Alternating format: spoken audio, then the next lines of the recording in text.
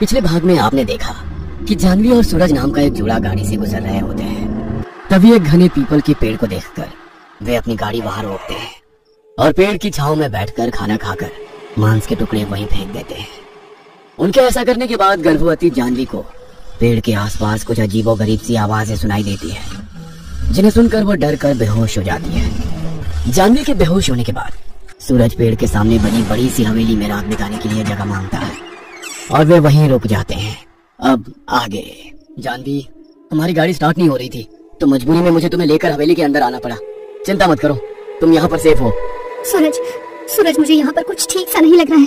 Please please चलो यहाँ से, मैं ठीक हूँ अब। अरे मैं तुमसे बता रहा हूँ ना कि हमारी गाड़ी खराब हो गई है, कैसे जाएंगे हम लोग यहाँ से रात में। अब आज की रात तो हमें यहाँ बितानी ही पड़ेगी और ये सब मुसीबत में ना तुम्हारी जिद की वजह से फंसे हैं हम। अपने आगे किसी की सुनती ही नहीं हो तुम। सूरज के समझाने के बाद जानवी और सूरज वहीं पर सो जाते हैं। उन्हें लेटे हुए अभी थोड़ी देरी हुई थी कि सूरज को ऐसा लगता है कि कमरे के दीवारों पर कुछ घिसने की आवाज आ रही है। वो आँख खोलता है तो देखता है कि उसके पास सो रही उसकी पत्नी वहां से गायब है। तभी अचानक सूरज को किसी के गुर्राने की आवाज आती है और वो नजर उठाकर कमरे की छत की तरफ देखता है तो पाता है कि जानवी छत पर मकड़ियों की तरह चल रही है और बिल्कुल लाल आंखों से उसी को घूर रही है। जानवी, तुम वहाँ क्या कर रही हो और तुम वहाँ पहुंची कैसे? सूरज के इतना कहते ही जानवी एक शैतानी हंसी हंसने लगती है और देखते ही देखते जानवी की आंखें पलट जाती हैं और वो अपने फूले हुए पेट की ओर देखकर अचानक से गंभीर हो जाती है। नहीं जानवी, नहीं, कूदना मत, होश में आओ, तुम्हारा बच्चा तुम्हारे अंदर है, तुम ऐसा नहीं कर सकती। शैतानी मुस्कुराहट अपने होठों पर रखकर जानवी एक जोरदार छलांग लगाती है और फर्श पर कूद जाती है। पत्नी को इस तरह छत से कूदते देखकर सूरज आंखें बंद करके जोर जोर से चीखने लगता है। अगले ही पल उसे महसूस होता है कि कमरे में आसपास सब कुछ एकदम शांत हो गया है। घबराते हुए सूरज अपनी आंखें खोलकर देखता है तो पाता है कि नीचे फर्श पर तो कुछ है ही नहीं और कमरे में जानवी कहीं भी दिखाई नहीं दे रही है। जानवी कहाँ चली गई? ये सब क्या हो रहा है मेरे साथ? जानवी! सूरज जानवी चिल्लाता हुआ अपने कमरे की बालकनी से बाहर निकलता है तो देखता है कि सामने ही उसे वो पीपल का पेड़ नजर आ रहा है और जानवी उसी पेड़ की एक डाल से उल्टी लटकी हुई जोर जोर से हंस रही है। यह दृश्य देख सूरज के पांवों के नीचे से मानो जमीन खिसक जाती है और वो किसी तरह खुद को संभालते हुए जानवी चिल्लाता हुआ अपने कमरे से बाहर की ओर भागने लगता है। तभी उसे हवेली के केयरटेकर रामू काका सामने से लालटेन लिए उसकी ओर आते दिखाई देते हैं। क्या बात है साहब, कोई समस्या है क्या? आपके कमरे से चीखने चिल्लाने की आवाज आ रही थी, सब ठीक तो है ना? मेरी पत्नी जानवी वहाँ पीपल के पेड़ पर। इतना कहकर सूरज पसीने से भीगने लगता है। आपसे कहा था ना साहब, उस पेड़ की तरफ मत देखना, लेकिन आप शहर के बाबू लोग किसी की बात सुनना ही नहीं चाहते। पहले गलती करते हैं, फिर जब भुगतने का समय आता है तो रोते हैं। सूरज अभी रामू काका से बात कर ही रहा था कि तभी उसे सामने से जानवी आती हुई नजर आती है।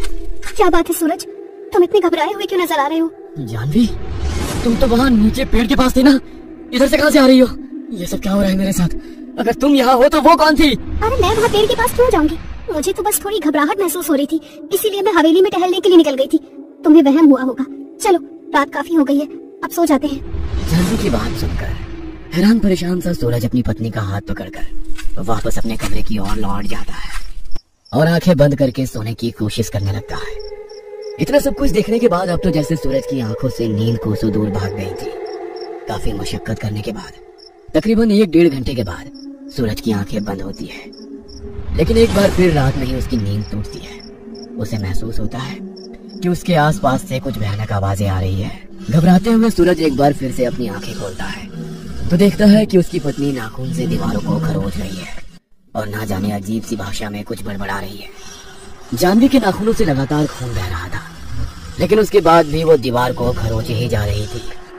जानवी की ऐसी हालत देखकर अब तो सूरज का खून सूखने लगता है और वो अपने बिस्तर से नीचे उतरकर चिल्लाता हुआ तेज कदम से कमरे से बाहर भागने लगता है। काका, वो मेरी पत्नी को कुछ हो गया है, मेरा यकीन करिए, मैं झूठ नहीं बोल रहा। मैंने देखा कि उसके पास एक गहरी काली परछाई दिखाई दे रही थी, कुछ तो है वहाँ। इतना कहकर सूरज काका को अभी तक की हुई सारी घटनाएं बताने लगता है। तुम्हारी बातों से तो ऐसा लगता है कि तुम्हारी पत्नी को ब्रह्म प्रेत ने पकड़ लिया है, लेकिन वो ऐसे ही किसी को परेशान नहीं करता। जरूर तुमने उसके किसी नियम को तोड़ा है। क्या ब्रह्म प्रेत? वो क्या होता है काका? और मेरी पत्नी के पीछे क्यों पड़ा है वो? हमने उसका क्या बिगाड़ा है? जरूर तुमने उस पीपल के पेड़ को अपवित्र किया होगा। तुम्हें शायद पता नहीं, वो पेड़ कोई साधारण पेड़ नहीं है। उस पर ब्रह्म प्रेत का ठिकाना है। वो इस पेड़ पर सालों से रह रहा है और उसे अपना घर समझता है। ये हवेली भी उसी प्रेत के कारण वीरान पड़ी हुई है। बरसों पहले इस हवेली में रहने वाले ठाकुर हीरा सिंह के बेटे से भी ऐसे ही भूल हुई थी। छोटे ठाकुर की एक गलती ने ब्रह्म प्रेत को इतना क्रोधित कर दिया था कि इससे पहले कि कोई कुछ भी समझ पाता, हवेली में मौत का तांडव शुरू हो गया। एक के बाद एक मौतें होने लगी और जब कोई हल ना सूझा तो डर के मारे ठाकुरों ने ये हवेली हमेशा के लिए खाली कर दी।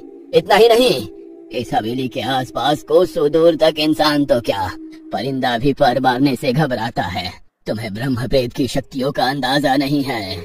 उसकी एक नजर पड़ने से हरा भरा पेड़ सूख कर ढूंढ हो जाता है। तुम जानते नहीं किस बला से सामना हुआ है तुम्हारा। काका की बात सुनकर सूरज बहुत ज्यादा घबरा जाता है। लेकिन काका, कोई उपाय तो होगा ना जिससे मैं अपनी पत्नी और होने वाले बच्चे को बचा सकूं। मेरी पत्नी गर्भवती है, भगवान के लिए कुछ करिए। मैं अपनी पत्नी और नन्हे से बच्चे को कुछ नहीं होने दे सकता। सूरज की बात सुनकर काका उसे एक तांत्रिक के पास ले जाते हैं। मैंने अपनी सिद्धियों से पता लगा लिया है, उस पेड़ पर बहुत ही शक्तिशाली ब्रह्म प्रेत रहता है। उसकी ताकत के आगे कोई सामान्य इंसान टिक नहीं सकता। वैसे तो आपकी पत्नी के बचने की उम्मीद ना के बराबर है, लेकिन फिर भी एक प्रयास करके देख सकते हो। नहीं बाबा, मेरी पत्नी को कुछ नहीं हो सकता। प्लीज हाँ, बचा लीजिए उसे। वो ब्रह्म प्रेत अभी तुम्हारी पत्नी के शरीर में है। अपना बदला लिए बिना वो उसके शरीर को छोड़ेगा नहीं। एक बार जब ब्रह्म प्रेत किसी से नाराज हो जाए तो फिर उसकी पीढ़ियां तक नष्ट कर देता है। इसे सामान्य प्रेत समझने की भूल मत करना। तुमने उसके पवित्र घर में जाकर मांस मदिरा का सेवन किया। इतना ही नहीं, मांस के टुकड़े भी वहाँ बिखेर दिए। तुम शायद जानते नहीं, ब्रह्म प्रेत ब्राह्मण प्रेत है। मानव रूप में उन्होंने ब्राह्मण बनकर जन्म लिया था। गलत मार्ग पर चलने के कारण मरने के बाद उन्हें स्वर्ग नहीं, ये प्रेत योनि मिलती है। तुमने मांस खाकर उसका धर्म भ्रष्ट किया है। अब वो अपना बदला लिए बिना शांत नहीं होगा। बाबा की बात सुनकर सूरज फूट फूट कर रोने लगता है। मैं क्या करूं, कैसे बचाऊं अपने परिवार को? ठीक है, एक अंतिम उपाय है। तुम्हें चलकर उसी पेड़ के नीचे शांति पाठ करना होगा, जहाँ पर बैठकर तुमने ब्रह्म प्रेत को मांस खाकर उकसाया था। अपनी भूल के लिए तुम्हें 100 बार नाक रगड़ कर माफी मांगनी होगी। हो सकता है ब्रह्म प्रेत का क्रोध शांत हो जाए, लेकिन ऐसा भी हो सकता है कि उसका क्रोध बढ़ जाए और वो हम पर हमला करके हमारी जान ले ले। सोच लो, मौत को गले लगाने जा रहे हो। हम तो घोर साधु हैं, हमें मृत्यु का डर नहीं, किंतु तुम गृहस्थ हो।